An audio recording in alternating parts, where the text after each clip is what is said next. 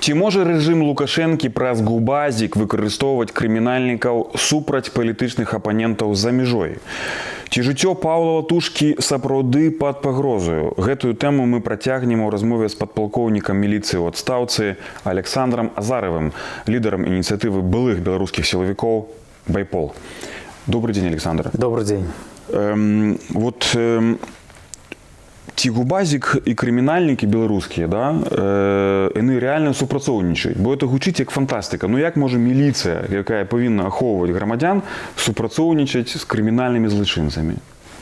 Ну, вообще, губазик был создан в 1991 году на волне появления организованных преступных групп, которые орудовали во время развала Советского Союза.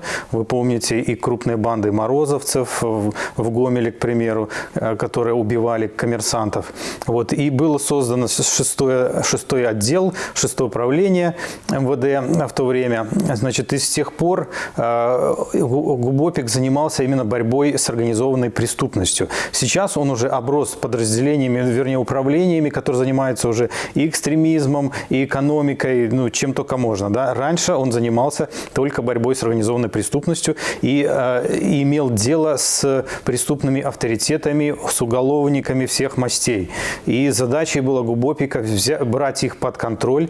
Каждый преступный авторитет, который имел маломальскую какую-то поддержку в криминальной среде, он стоял на контроле и отрабатывался, и постоянно за ним следили, проводили оперативно-розыскные мероприятия, начиная с места его посадки, и продолжалось все, когда он выходил из мест лишения свободы. То есть каждый человек находился на контроле. Соответственно, сотрудники ГУБОПИК имели с ними контакт регулярный. Ну и задача была, кроме этого, развенчание преступных авторитетов, для того, чтобы их в Беларуси не было. То есть для этого создавались какие-то провокации, происходила вербовка в преступной среде, преступники, завербованные на компромате, работали уже на органы.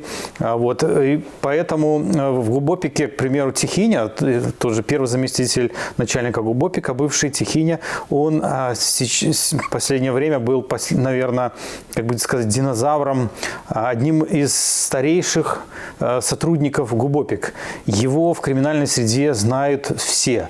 Он сам лично выезжал в колонии при задержании каких-то известных преступников, общался с ними, участвовал, значит, в каких-то беседах, вербовках их же. Вот. И многие задержанные преступники также просили: позовите мне Тихиню, я буду разговаривать только с ним. Соответственно, он имеет влияние на преступную среду, его все знают. Но, конечно же, произошли события, сахарное дело. Он был арестован якобы за взятку и отстранен от службы, находился в СИЗО КГБ, и в последнее время, где-то года 2 назад, его выпустили. И он находился по месту жительства. Информацию о том, что его выпустили, не распространяли в СМИ, нигде эта информация была засекречена. Видимо, он пошел на сотрудничество на какое-то, просто так не выпускает СИЗО. Вот, и находился по месту жительства, выполнял поставленные задачи сотрудниками КГБ. Вот.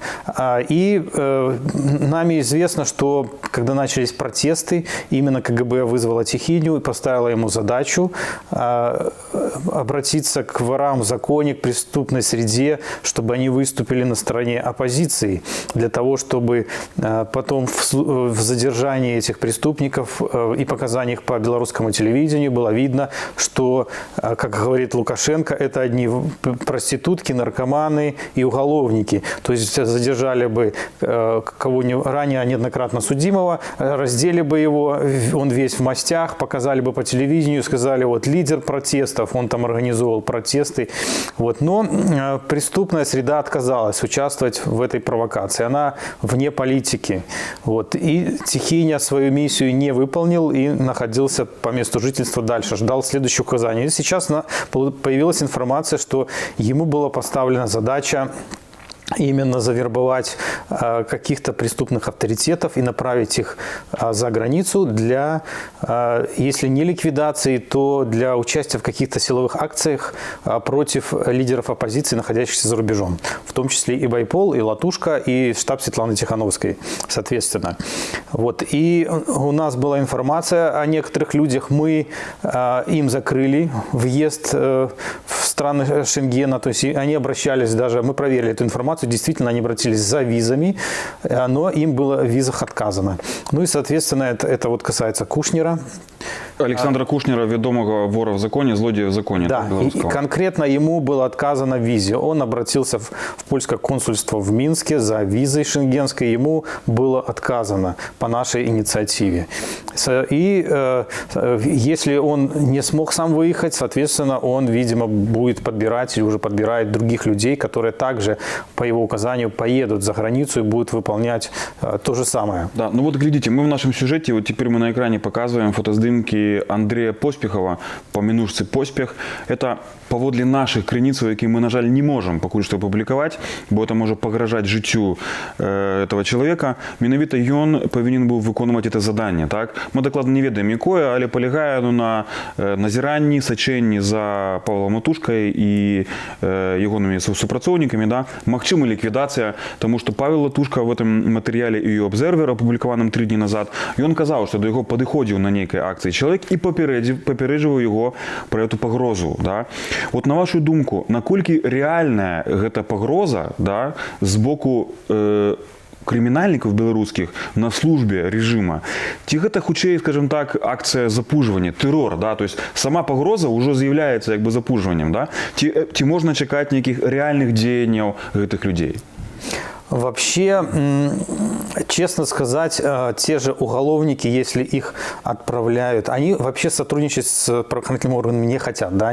Они это только делают... Западло у них лечится, так? Конечно. Так. Они это делают на компромате каком-то. Они завербованы на компромате, их держат в узде, и они ищут лазейки, как с этого соскочить.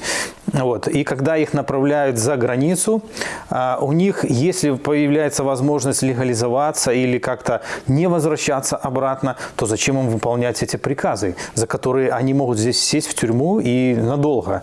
Вот. Соответственно, приехав сюда, они могут сказать «до свидания» и все. Спасибо, что помогли мне выехать из этой страны, с этого концлагеря.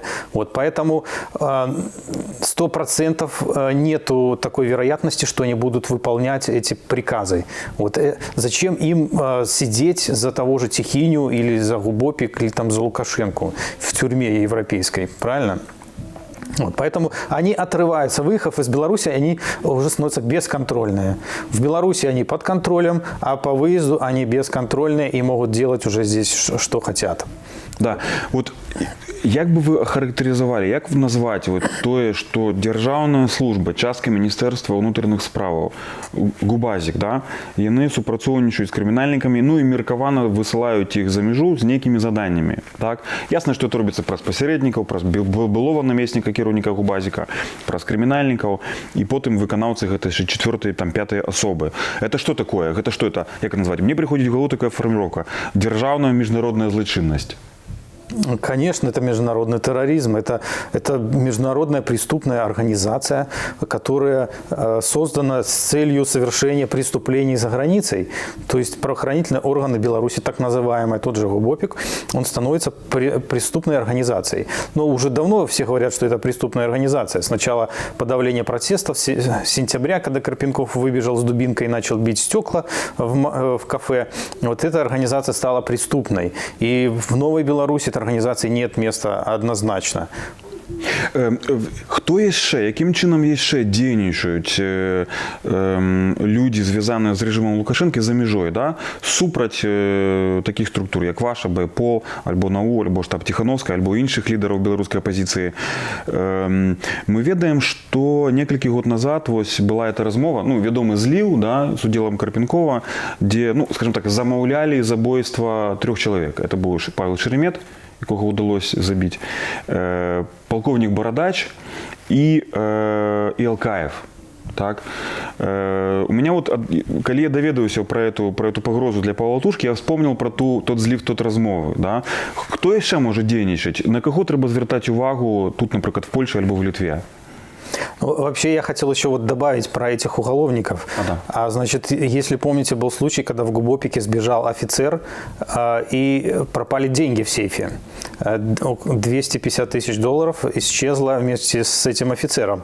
Вот, и он находился в Румынии, и уже тогда прорабатывался вопрос именно задействовать каких-то преступников и отправить их в Румынию для расправы с этим человеком. Вот, но, в принципе, был подобран даже человек, который согласился выехать, но в то время он... Киллер криминальный? Ну, речь тогда не шла, то киллер что-нибудь сделать, то есть физическое насилие применить, а в каких пределах это уже эксцесс исполнителя, как получится. Вот и в то время этот вопрос прорабатывал Михаил Бедункевич, начальник 3-го управления Губопика, известный всем. Но человек этот завербованный сел в тюрьму.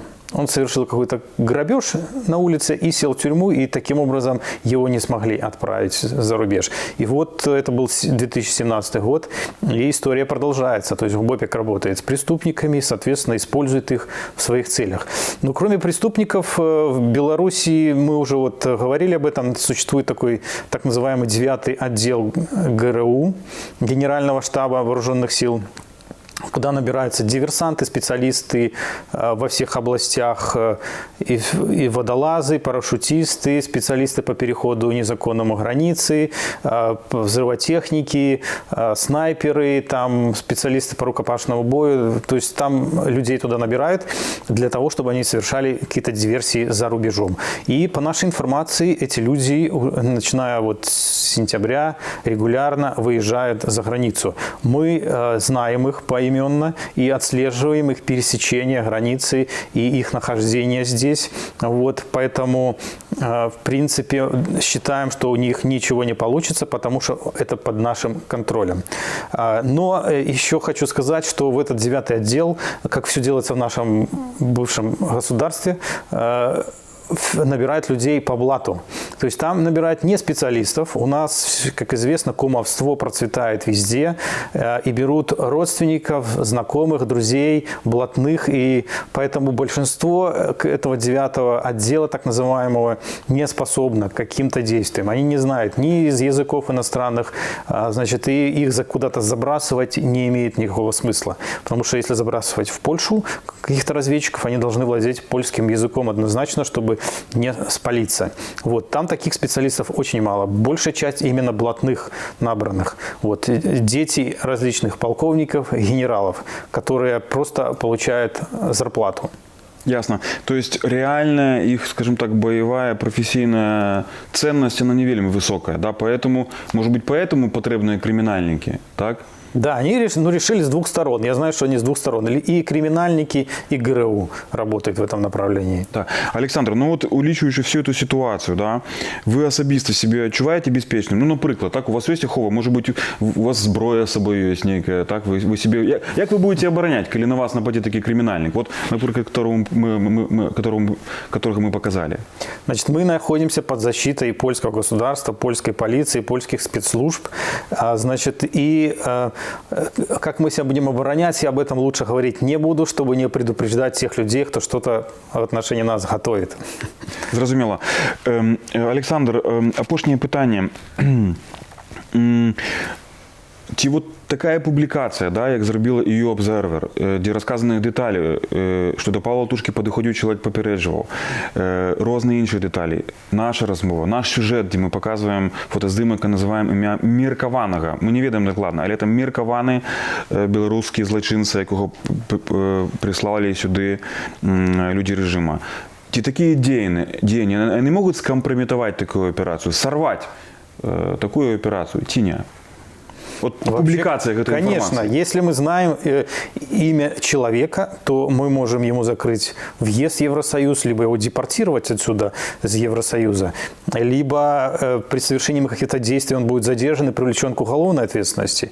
То есть люди, конечно, боятся, если он сюда тайно отправлен для совершения тайных действий, о том, что все будут это знать и показывать его фотографии. Он не может появиться в общественных местах открыто, его могут узнать и сообщить в полицию. И, то есть такие люди, они будут в каких-то мероприятиях участвовать, где собираются белорусы, на акциях каких-то. Вот. И на этих акциях как раз участвуют те, кто владеет этой информацией. Они его могут узнать. То есть он уже не может выполнить свою функцию. Так, Александр, великий дякую вам за интервью. Спасибо тоже.